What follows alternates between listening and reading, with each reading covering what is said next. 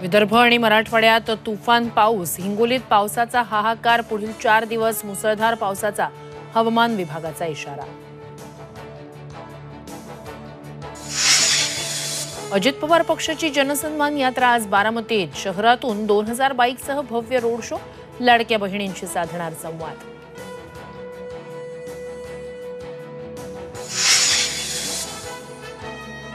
मनोज जरांगे पाटील आज राजगुरुनगरमध्ये पत्रकार परिषद घेऊन मांडणार भूमिका, भीमाशंकरचंही घेणार दर्शन।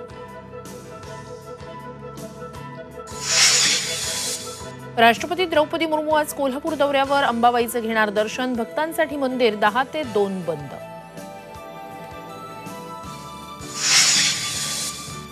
पुण्यात माजी नगरसेवकाची हत्या, वनराज आंदेकर यांच्यावर गोळ्या झाडून कोयत्यानं वार, उपचारादरम्यान मृत्यू।